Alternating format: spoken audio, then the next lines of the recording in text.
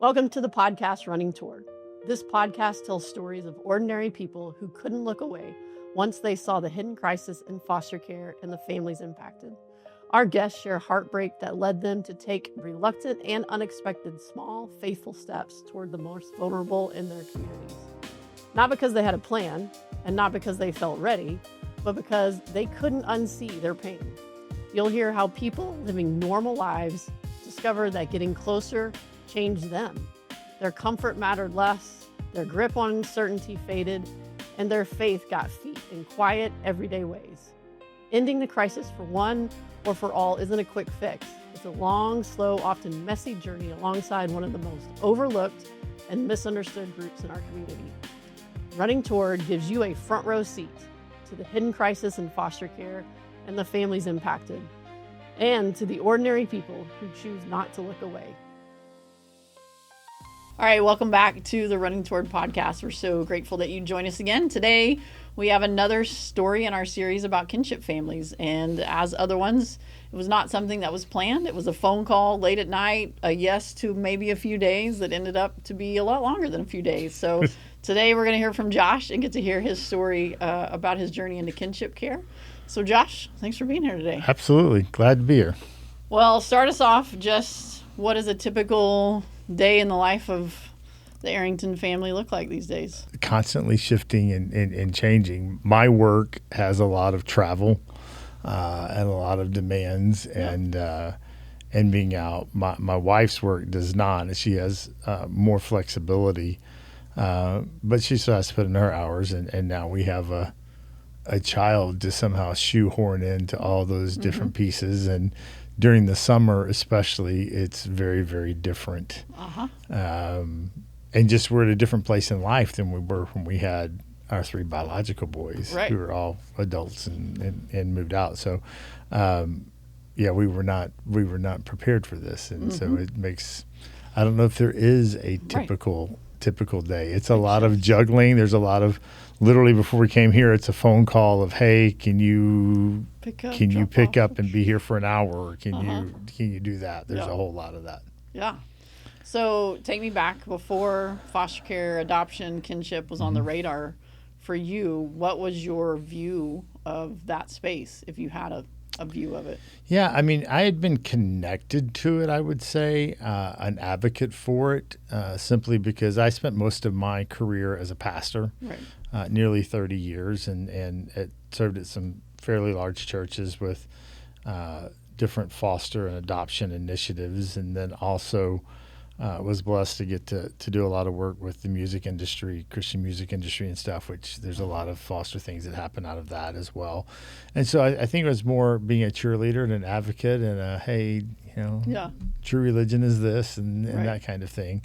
But any direct involvement really wasn't there. Now, years and years and years ago, I had said, hey, maybe, someday we'll adopt. If all the pieces fell into place, we would have a couple, but we never went down that road. Right. So, career, pastor, you have three boys. Three boys. Yeah, raised three boys. Busy life with Chaos. Three boys. Yes. And then launching some, and you get a phone call. Yeah. So our oldest was sort of the younger son in the story of the prodigal. And really went through a rebellious period in high school and moved out as soon as he could. And we would speak to him periodically. And last we had heard is he was living with a girl that he had met out at her parents' property. They were literally living in a storage shed that they had sort of turned into... Not even a tiny house. It was not a good situation. And he got a call on a Friday night, late on a Friday night. Hey, Dad, got into an altercation with the father, and sheriffs have been called, and I'm going to be arrested if I'm still here. I don't have a place to go. I need a place. And so I said, well, you can come here for 2 days, and anything beyond that, we'll have to have some conversations. Right. And then he said, well, I can't leave this girl here either because her dad's mad at both of us. Can she come? And so he showed up with a girl that I'd never met. Mm-hmm. At that point, early morning on a Saturday morning. And then sort of my good night was, oh, by the way, Dad, she's pregnant. But we already have an abortion scheduled. Wow. But I just, wanted you to know. So, not a phone call you're expecting. No. Not a shift in the family that you're expecting. And as a pastor and a believer, some big feelings around that last sentence. Yeah, I mean, I went upstairs and just laid on the floor and wept. Yeah. Cried out to God. We had been more involved in pro-life causes directly. Right. Than we had been involved in foster or anything else up until that point. And, man, it's a bundle of emotions at that point. It's the emotions of here's a life that I don't apologize at all for believing, for knowing that life begins at conception. Right. And that abortion is the taking of a life. Right. That's created in the image of God. So you're dealing with that, but you're also dealing with this disappointment with your child, mm-hmm. and then the questioning of your parenting. Like all this rolls in really, really quickly. Yeah. Like how did we get here? Mm-hmm. And so you just laid on the floor and wept, talked to God. That's one of the, not to take a small tangent, but I think that's one of the sides of the pro-life movement that when I really got deep into foster care, I was like, yeah, there's a lot missing here. If we're just standing on the street corners screaming at young ladies who are walking in, making probably the toughest decision of their life, maybe a forced decision because they're being trafficked, but we're not also then taking care of that child if they decide to not go through with that abortion, but still are struggling with mental illness, physical abuse. We're really good in the American church at taking moral stances publicly mm-hmm. that we then do absolutely nothing to back pragmatically or principled. Right. Right. Across the board.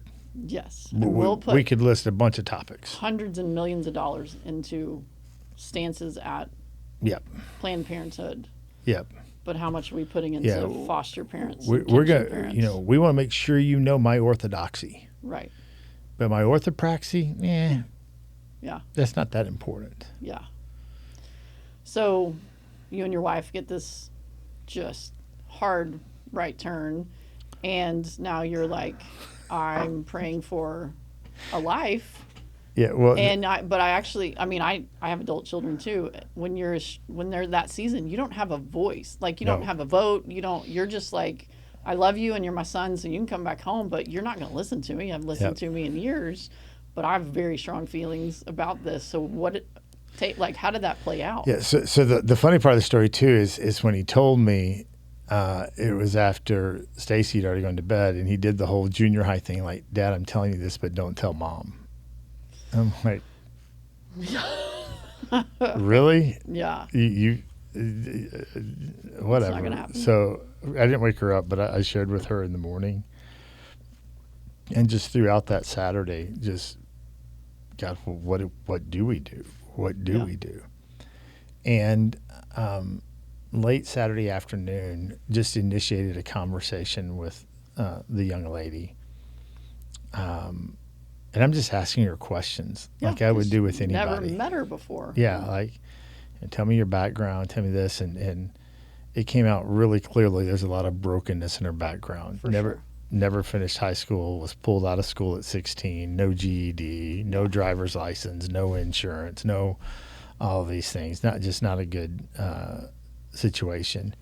And so then I'm asking, like, well, what are you interested in? What do you enjoy? What do you want to do with your life? All these things. And we're probably 30 or 45 minutes of that conversation. And she's a tough cookie. She's a survivor. and she starts crying. And now I feel like, what did I do wrong? And so I'm apologizing. And the answer I got back was, no, it's not anything you said. Just no one's ever had a conversation with me like this before. Mm-hmm. And so I just shifted the conversation to the gospel. Look, I believe you're created in the image of God. You're an image bearer.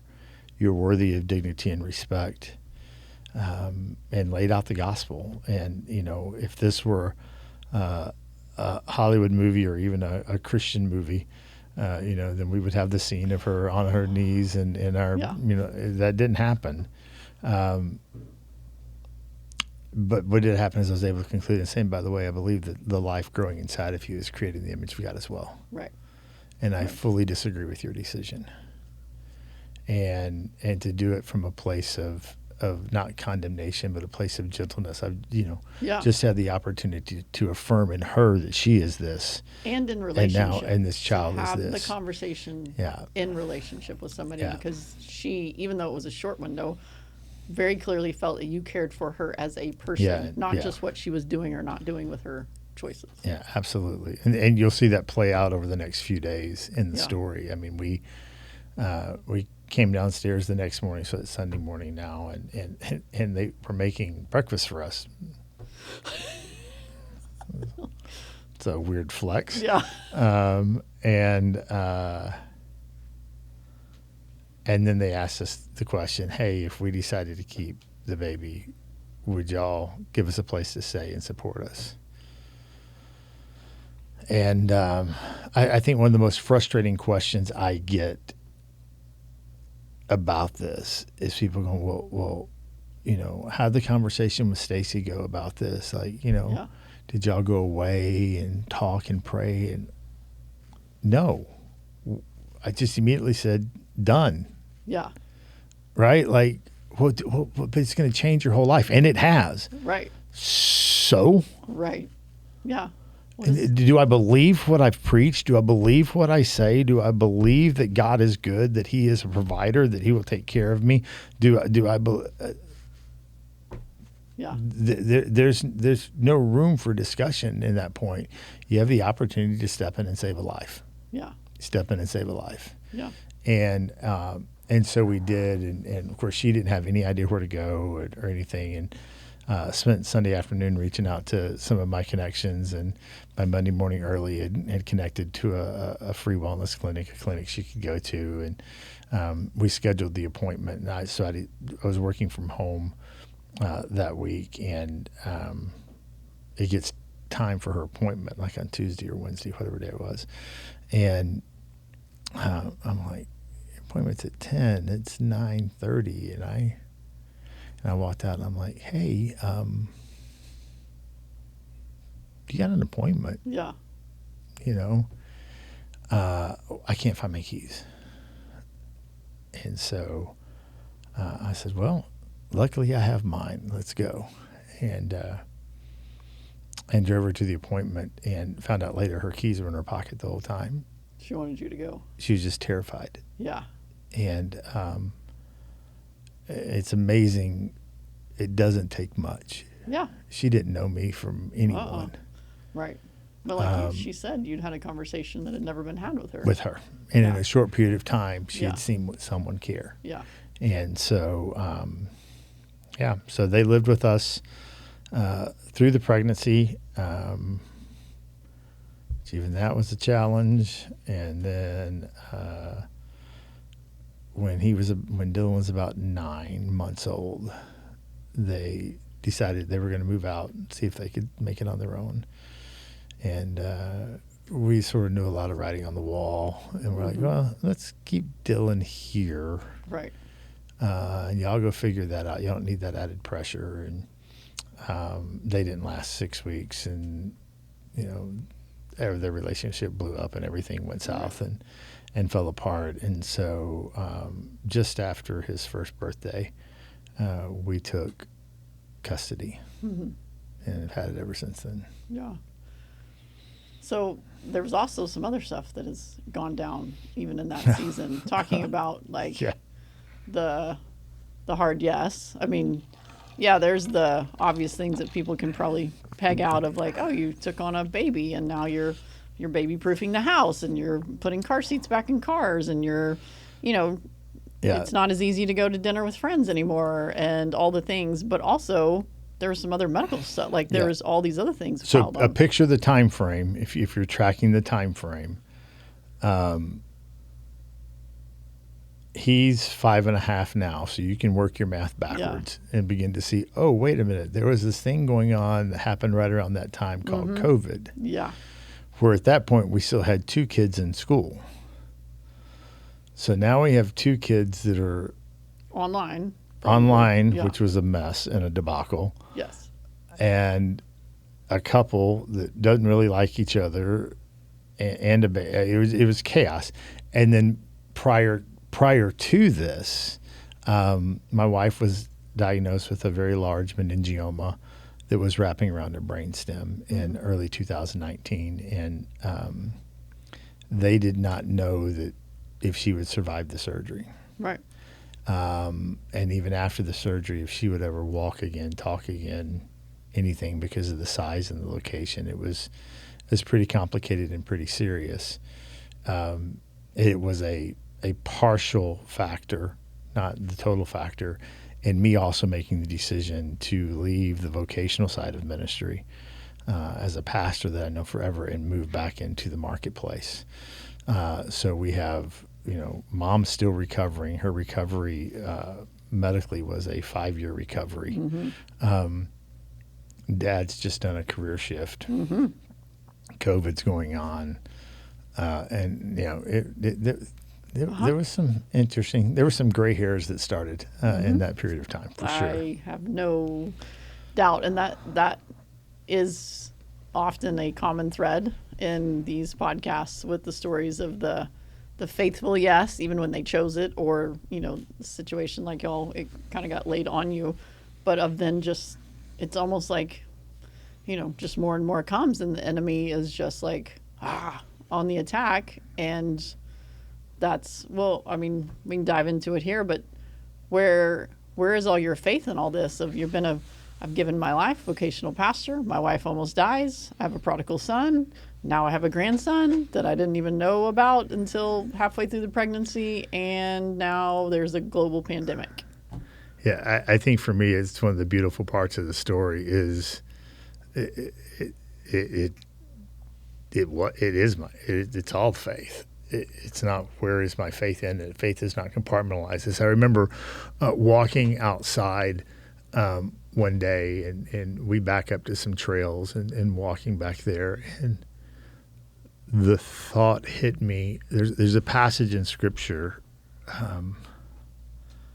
where Jesus basically says, to his disciples, y'all can go away if you want to. Yeah. And their answer is, but where would we go? Right. And I remember having this just clear cognitive moment of, for me to question my faith is to question my identity. Right. Right. Like everything I am is consumed in everything that he is. Yeah. I could no more question my faith than I could question my reflection or my existence. And just that cognitive thought was really cool. Now, I want to be really clear to anyone who's catching this. That doesn't mean there aren't questions about why and how. But questioning my faith, that never crossed my mind. I am consumed and carried by a God who loves me. Yeah. And the beauty of this part of this too is, the understanding of the separation between the temporal life and the eternal. Yeah.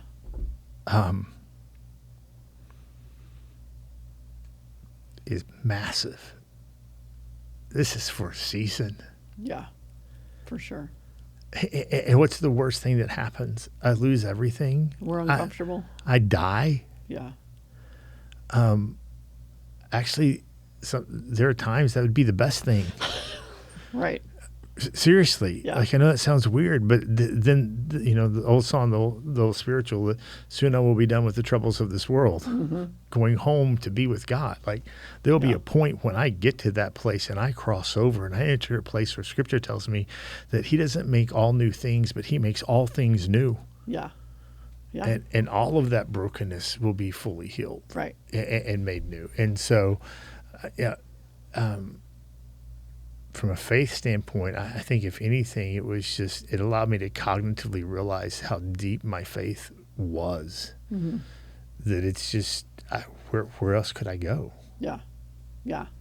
In that season, I know for us it did, but did your world go from here to like? Oh, absolutely. Yeah. Yeah, like, it just shrinks all real these quickly. things were real important until this, and then nope. Yeah. What happens inside these walls? That's really all I got bandwidth for. Yeah, your world gets really small, really fast, and as someone, as you know, because we've known each other for a while, I've lived in the big world for a long time. Yeah. And in some ways, maybe that was one of the biggest adjustments for me personally. Yeah. My wife was fine with it, right? Yeah. But for me, going from, I'm used to the hustle and the bustle and the large and everything and blowing and going and traveling to meetings. And even when I was a pastor, I served at some really, really large churches. And to suddenly go, no, I'm going to constrict this down. This is where this is my ministry. And one of the things that's really interesting because just to add to stress, we also accidentally planted a church during COVID. I love that you said accidentally. Oh, it was absolutely an accident. Yeah. So, we accidentally plant a church in this time period as well. That's unlike anything we've ever been a part of. So it wasn't your typical church plant. It's a home church environment. But it just sort of personified that bringing everything to a smaller world, smaller place. In this season, as you're obviously reconnecting with your son, getting to know the mom of your grandchild, shifting all the roles in the family, still raising a couple kids, were there seasons of doubt of okay, are we doing the right thing? Should we be doing this? Should we be launching them? Or were there, and too, how did that impact your marriage? What were all of the things that went in during that season of just this and then you got to kind of, now the pieces aren't even the same anymore and you're trying to put the puzzle back together and get back to 17 questions in one question. That was great. Yeah. Seasons of doubt. I've never doubted my decision.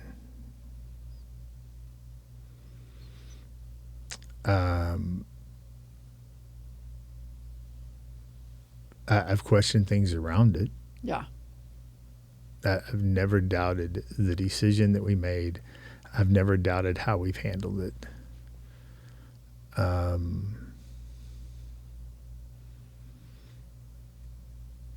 There's internal struggles. Yeah. War with the flesh.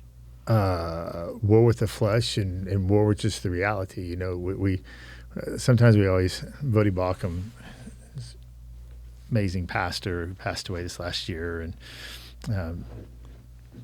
he has a great sermon out there called it's on Ephesians 2, but it basically, a lot of times we want to point every finger at the enemy, but there's the enemy. Yeah. There's a real enemy, but there's also the flesh, Uh-huh. and there's just the world, right? Broken, fallen. Yeah. So there are some questions that have arisen in that, and there's no regrets in the decision.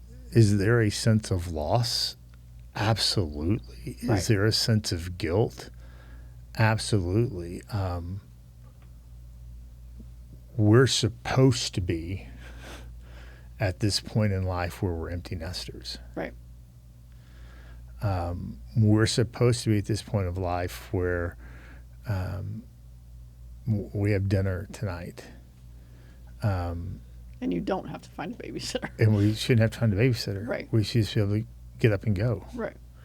And part of the reason, even in leaving vocational ministry, was we're supposed to be at this point of life where we were going to make up for all these years of ministry just from a financial aspect of putting some money aside and doing all these things, like all of this. And all that got taken. Yeah. Right? And certainly marriage-wise, we're supposed to be at this point in our marriage where we were rediscovering one another. Right.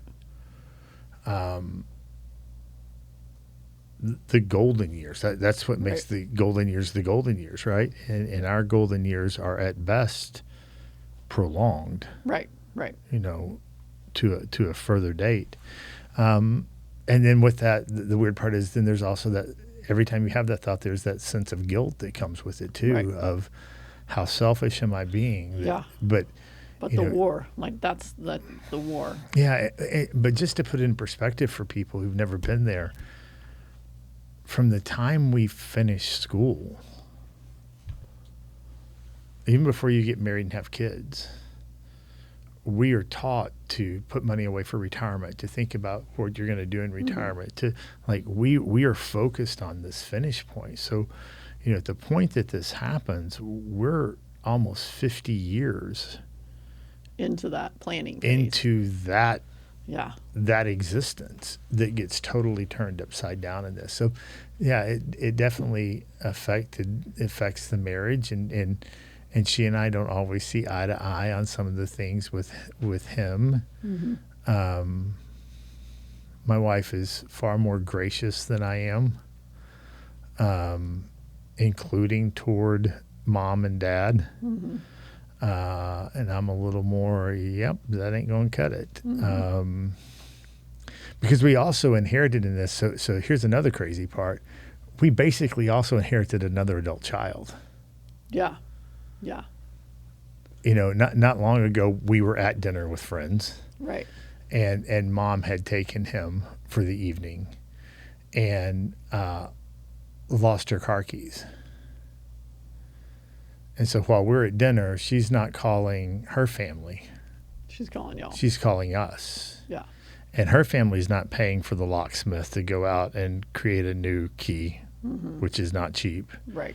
We're doing that. So we didn't add just a grandson. We also added this from a place. I mean, the beauty of it, and there's a beauty of it that she has said to me before, like, you are the closest thing to a real father figure I have.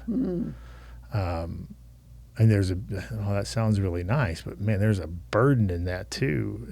Emotionally, mentally, physically, spiritually, all of those things roll into it. Yeah. So it encompassed a whole lot more than I think we knew it was going to encompass. And I think that's that was definitely my surprise going into foster care. And also we've heard it here a ton in the podcast, is that you went into it for the child, and then you ended up with the caseworker, the mom, the dad, some grandparents, aunts and uncles, cousins that came attached with this child. And you had to decide, what are you going to do with that? Are you going to be like, build your wall and, not interact at all? Or are you going to see them as somebody? And that was my moment in the DFPS office when I met the mom of the first little girl that we fostered. And I was like, oh my gosh, you were this baby 20 years ago. This was your story. This was the cycle that you're in, that nobody broke for you. And now here you are, visiting your kid an hour a week. And and I heard that so many times in this podcast, of that foster care, kinship, however you end up in it. It's this like lifting a veil to see the adult behind the child and realize that adult was the child. It's tough. We're filming this on a Friday. We were in the summer, so we had someone come in to do, a teenager from our church, come in to watch him till noon. Mom is supposed to be at the house at noon and have him at our house for the afternoon and the evening. I go by the house to change, and it's 5 minutes till noon. I'm like, no one's here. And then the teenager's mom pulls up out front, and I'm calling Stacy, and like, she's not here. And I've got to go. I've got to leave in like 20 minutes. And then you call and she reach out, and of course she's asleep. And we confirmed it last night. Right. But there's just not the urgency. And so it's that, our lives are being lived around the environment rather than the other way. It's a massive upturn in where we thought we would be at this point, for sure. For sure. So what in all of this story, what has surprised you most? You can take that wherever you want, but like, what has surprised you the most? Yeah. What surprised, man, there's several things. One surprise is he's lived with us his entire life. He's well provided for, well taken care of. He loves his non-papa. Mm-hmm. And yet there is a bond with mom and dad that is not justified by their interactions with him. Right. Which is hard. Yeah. That surprised me. He's been raised in the most stable possible environment you can be raised in based on the circumstances. And yet he's cognitive, hey, this is different than other kids, even at his age. Yeah. And there are then behavioral things that come with that. I mean, little kids can learn to triangulate two parents, I'm sure, with 4. It's like, this is too easy for them. Quadrangulate? Is it quadrangulate at that point? But even just, acting out in school and things of those natures, because there's a brokenness, right? Yep. And so I think that surprised me. I thought we weren't the usual foster care situations, and we weren't. So we were. Well, and also there's the misnomer of like, we got them at birth, so they'll be fine. Absolutely. So we've got all this, and there are just these natural inclinations, these natural wirings. That has surprised me. When your kids are teenagers and post high school, and you haven't paid for childcare in 15 years, the cost of childcare, insane, floored me. It's a mortgage payment for sure. Yes, it was obscene. That surprised me. The lack of resources for kin care. That doesn't just surprise me. That angers me. I mean, we know the data, right? The data is pretty clear. Best outcomes if you can take a child and have them never enter the foster system and enter into kin care. Second best outcome is they enter into the foster system and are pulled out into kin care. We know what the progressions are, and yet there's no resources. And then you go back to that guilt of struggling with the selfishness, right? So, just a very tangible one that most people may not even realize or fathom is, if he had spent any time, a day, in the foster system, then when he graduates high school in 13 years, his college tuition would be paid for. Correct. Because he didn't, and we stepped in to provide best outcome, we now have to pay for college. Correct. We're not talking a couple $100. 6 figures. We're talking 6 figures. Yep. Because the system is so broken. It's not focused on the best outcomes for the child. It's not, we disincentivize. So I've had this conversation with other people who have said, we just didn't step in because we weren't willing to give that up. And it's easy to point a finger at them and go, well, how dare you? But then I'm like, I sort of understand it. Yeah. because you don't want to work till you're 85. Yeah. So that surprised me. I wasn't surprised by this one, but I'm disappointed in it. The absolute speaking out of one side of your mouth and acting totally different from churches. Yeah. Who talk about the passage in James and maybe throw a little bit of money at the issue, but don't engage to find active solutions. I mean, we were just talking about one, childcare, right? How many churches do we know that have full daycares? Mm-hmm. Are there workers been through foster training so that you can do a foster parent night out? Right. Yeah. No. Or even just understand trauma, which transcends foster care. Yeah. Are you providing discounted or anything kind of childcare for kin care relationships to be able to have access to? No. Yeah. None of that exists. Yeah. And the other one doesn't surprise me, but the other one's going to be controversial, and I get it. That's okay. I don't mind controversy. Everything we do in this sector is based on income. And that is a massive disservice to actually finding a solution. Mm-hmm. I can at the same time be incredibly thankful that God has blessed me. Mm-hmm. God has provided for me. God has sustained me. God has given me a job that since I left ministry allows me to make more money than I made. I can hold to that.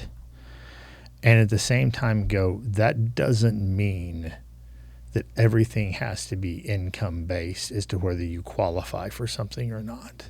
Right. Because when you're on the cusp or you're like we are, where, I just now am making that income that unqualifies me. Right. If this had happened 5 years ago, I would have qualified, whatever that is. So those things, it's not a system that works well for families who are in the kin care side of things. Yeah. And I think the other complication or challenge is that when we fostered, I chose to build a relationship when it was appropriate with biological family. But when you're doing kinship care, that, like you said, it comes with the package, which means not only are you like, how do I navigate bringing this child who's experienced trauma into my home and change everything and all that, but also I intimately know these people who are attached to this child, and I have currently want to have whatever it is relationship with them, and I'm trying to navigate. I'm functioning as dad, but he is dad. Your wife's functioning as mom, but she is mom, and how do we co-parent and maintain relationship and think I don't really like what you're doing with him there, but I understand it. Like that. Even the very simple conversation in our relationship, because there's other versions of kin care than what we have, right? But we've had the conversation repeatedly with them. You don't get to have the grandparent role while we have the parent role. Right. You can't be the fun one while we do the discipline. Which is what they want to do, both of them. Hey, I'm going to show up because I only see him once a week or once every 2 weeks, and I'm going to bring a new toy, and I'm going to bring a candy, and we're going to do sodas. This is my special time with him, and then I get to leave him, and we have to go back to the parent role. You don't get to be the grandparent, and then us have to be the parent because I've never heard it that way, but that's so good. And we're not getting to be the grandparent. Right.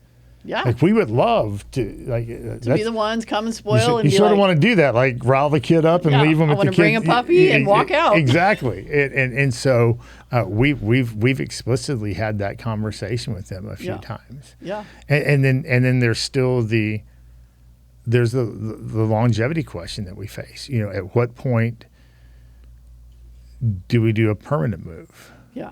We have guardianship. We have custody. Right. We are the primary. But you everything. have not adopted. But we have not adopted to this point. Right.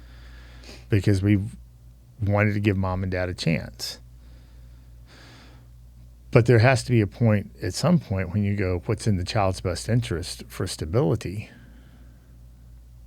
Yeah.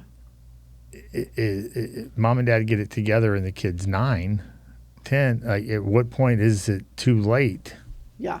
Because you're going to you have a kid in the middle who's accustomed to this routine lifestyle all the things that environment. go into this environment, and you leave them in limbo for so long, and Yep. then you're like, okay, now you're going to get all of that shifted over here to whatever this lifestyle rhythm. Yep. You know, I had a bedtime, I have no bedtime, I had restrictions on TV and friends and all the things. I have none. The world is my Yep. oyster. Like, that's almost where kids struggle more, because there's no, if they live in this world, then I can adjust to this world and I can figure this out. But the going back and forth is almost sometimes more traumatizing, because they're like, I have to be this person here and I can be this person here. And, you know, it's on a very small scale. It's kids from a divorce experience that. Mom and dad's house. Get pulled back and forth. Yeah, they get pulled back and forth. Yeah. But it is a huge piece in kinship care, because, and not only like your son and the mom, but you've got extended family, I'm sure, that has an opinion Absolutely. on some things. Well, the conversation we had to have with what are technically his two uncles. Mm-hmm. And at this point, we have told them, we need you to treat him like a brother Yeah. and not like an uncle. Yeah. And oh, by the way, just because of what I do for a living, there's estate planning and all of that. So how do you do that? Right.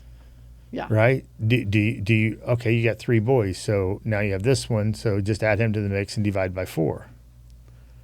Right. Okay, we could do that.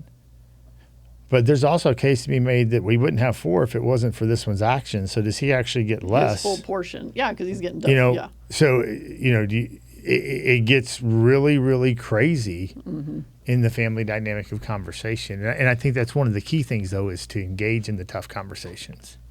Yes. And a lot of families don't do that. And you know. No, it's just, being it's when the willing to enter crisis into happens, this. then we have to have them in the midst of all the emotions of whatever just happened. Yeah. Which is never a good plan for It's a crazy. great solution. What do you wish, or I guess change that, who do you have more compassion for now that you maybe didn't when you were Josh traveling the world, living it up?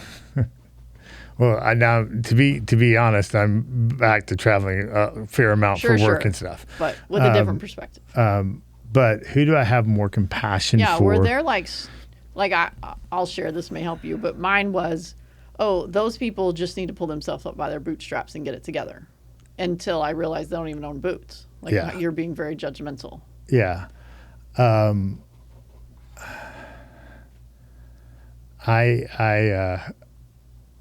have a lot more compassion for people who deal with the complexities of massive decisions. Mm-hmm. It's not always as clean cut and cut and dried. Like it's easy to go, well, I would. We were talking earlier about there are families I know of who've not stepped in. Yeah. And we sort of go, well, what? How dare you not?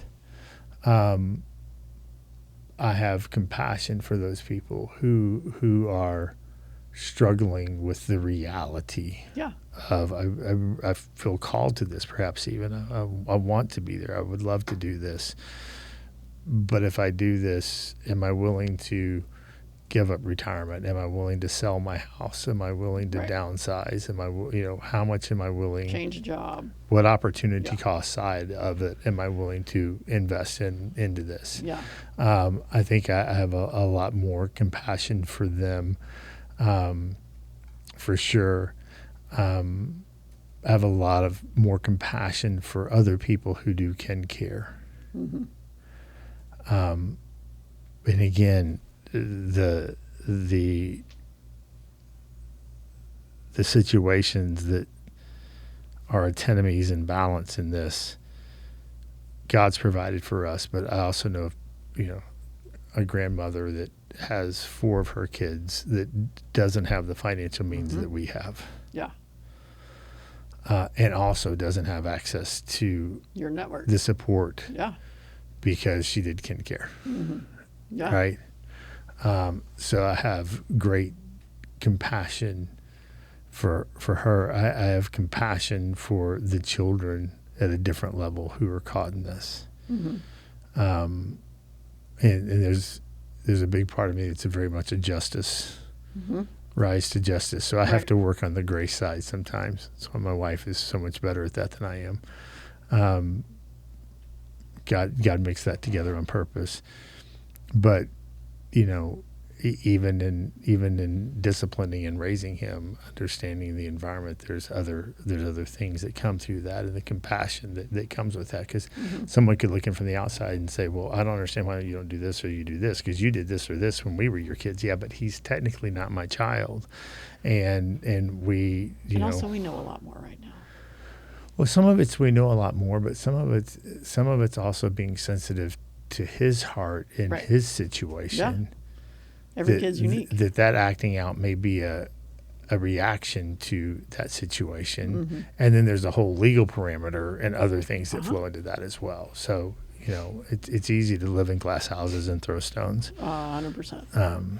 Yeah. What has this taught the other two boys, your other sons that were in the house during all of this? How do you think it's impacted them? Depends on the day you ask them. Depends on the day you ask them. Sometimes they're great with it, and great with him, and sometimes they're like, what in the world? Yeah. It definitely strained their relationship with their brother. For sure. And I'm seeing now progress toward working through that finally. And moving that in hopefully a more healthy direction. And I say this not to shine a light on myself, but because I've had the conversation with all of our boys. They've seen an example of what it means to live a principled life, even when it costs you. Yeah. What you say out of your mouth should be matched with your actions. Yeah. And oftentimes that comes with a big cost. Yeah. They've seen that lived out. And I think it's strengthened them in being able to do that. Yeah. And then facing some things for themselves. But it's definitely been a burden on them. Yeah, for sure. It always changes when you add people in the mix. But ultimately, that's the trusting that the Lord has some fruit on the back end of that. All we can do is be obedient. Yeah. Last question, which this is a dangerous one. Gosh. But you have to take a drink before you take on this one. If you could give a may message. Need something stronger in here for that. If you could give a message to the church leaders out there about what they're missing in this space. What would be your message from somebody who was a pastor, who was the cheerleader but wasn't involved, who got thrown into it, and then now sees maybe that whole space in a different light? How honest do you want me to be? I want you to be very honest. If your ecclesiology places an importance on reaching non-believers over serving the believers, you don't have an ecclesiology. You have a program to build a castle. Inherently, by definition, the word church means the gathering of believers. The minute your focus becomes something other than the believers, then you're inherently no longer the church. So your ecclesiology and understanding of church has to begin with the believer. That's a first thing. That right there would change a ton of things. The second thing I would say is, I sort of said it a while ago in passing on something else. We have adopted in the church so many metrics where we're driven by outcome. True stewardship is about obedience over outcome. God takes care of the outcome. I wake up and be obedient. So what am I obedient to? True religion is this.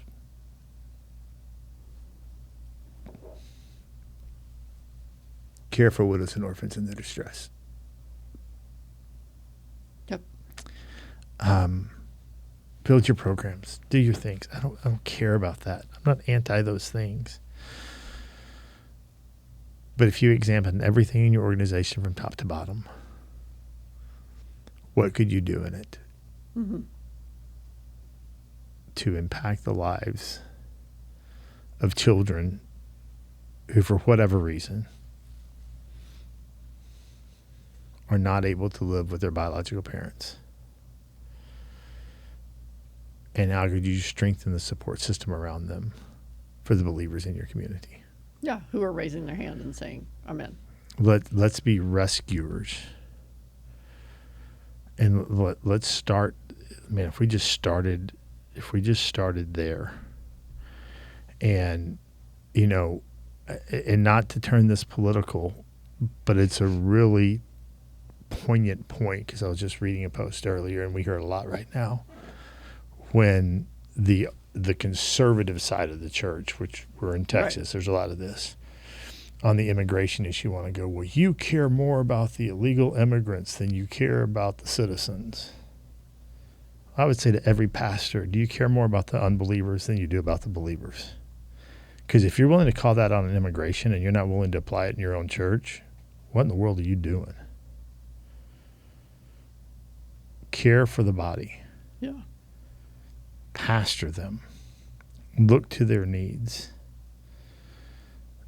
Dare to dive into it, not because you're going to get a metric return, but because you're going to impact outcomes massively. And dive in.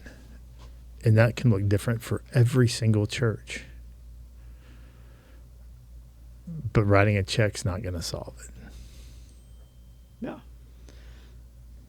It's the long, you know, of course you're on our board, and so we went through all the strategic planning at the end of last year, and that was the shift this year, was very much the relationship piece, like focusing on, because obviously we're nonprofit, we have programs, but how does the change last? And it's through relationships, messy, like the ones you described today, long, slow. You didn't do the, you know, Kirk Cameron video and share the gospel in your living room and go baptize her in the bathtub that night. Like, that's not how it played out. It's this long, slow relationship that you may die before you see her come to the Lord. You know, maybe you see it before then, but it's this long, slow, messy, I'm going to love you. I'm going to have compassion. I'm going to have truth. Yeah. There's going to be both grace and truth, but there's going to be this long, slow, and we're seeing that in our Alliance Prevention Network, where they're walking alongside families in similar situations with our young adults who are, you know, age out, and they're walking with them in their long, messy, in and out of jail and all the things. That's where the transformation happens, because just like her in your living room, first she knew you cared, then she was willing to care about what you said. Yeah, so a little over a year ago, she started asking theological questions.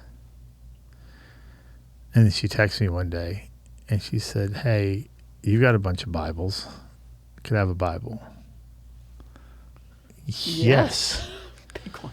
So, being wired the way I am, I go on Amazon and order her a Bible that's, you know, got a color cover that's more fitting for a female than my black stand in the pulpit thin line Bibles and these things, and order her a Bible. And I ordered her a study guide, and I gave it to her, and like a week later she was over at the house, and she's like, man, I've been reading. There's just so much I don't understand. I wish there was a Bible for dummies.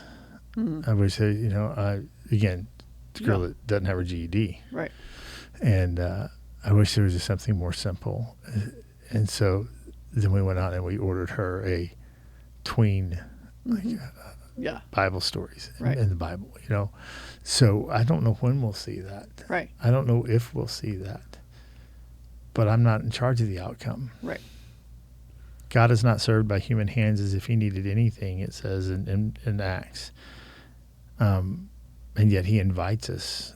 He invites us in. And one of the things I would say to churches, and I would say to our politicians, what if instead of trying to slap a Band-Aid on the worst possible scenario, what if we incentivized good, healthy families? Mm-hmm. Yeah, because the root of all of this is fractured families. What if we incentivize good, healthy families to step into the crisis And most churches want to preach a sermon and try and get families to step up and foster, or they want to write a check. That's great. But how many of those families that step up after a message like that actually ever follow through? Mm-hmm. How many of them stick with it? We know the numbers. And it's not a high number. When that child is 10 years deep and now is a teenager and like all the trauma comes slamming down with the hormones and they implode, and the church is like, yeah. What if a church said, our job is not to issue a call for people to engage in foster adoption. Our job is to partner with families in our church for the long haul. Yeah. So we're going to take care of that childcare issue. We're going to remove all the disincentives, and we're going to surround you. We're going to do Hebrews, since we were surrounded by such a host of witnesses. We're going to be the host of witnesses. Because then it says, set aside every encumbrance and the sin which so easily entangles you, and run with endurance the race that's set before you. If you're going to enter into kin care or foster care, you're going to have to run with endurance the race that's set before you. Yeah, it's like those ultra marathons where they have the teams that station and what's interesting in that passage is, not only are you going to run with endurance the race set before you, it'd be really easy to go to the next verse, which says, fixing your eyes on Jesus, the author and finisher of our faith, who for the joy set before him, that whole part. It'd be really easy to go, well, just encourage them to fix their eyes on Jesus. No, the verse started off with, since we are surrounded by such a cloud of witnesses. Mm-hmm. So this changes when we start off with the cloud of witnesses. Mm-hmm. And then we have people that are called to a race. And then the summation is we look to Jesus. Now it's not just the person running the race looking to Jesus. It's also the people in the cloud of witnesses that are looking to Jesus, the author and finisher of our faith. Yeah. Yeah. That's great. I don't have anything else. Anything we didn't say that you want to say? I'm called to be prophet, priest, protector, and provider for this child, to raise him up in the way of the Lord. Yep. And no regrets. No regrets. No regrets. I struggle with the guilt. I struggle with the times that the selfishness rises up. Mm-hmm. I don't know how we're going to do it because we're old and he has far more energy than we do. There's a lot of questions unanswered. Mm-hmm. My favorite 2 words in Scripture. But God. Yep. But God. Throw what you want at me. Yeah. I got something in my back pocket. Mm-hmm. But God. Yep. Very true. Well, thank you guys for listening today to this incredible episode. And I hope that whatever you are going through right now, that you can utter those words too, but God. Join us again next week where we hear from another kinship family. Thank you.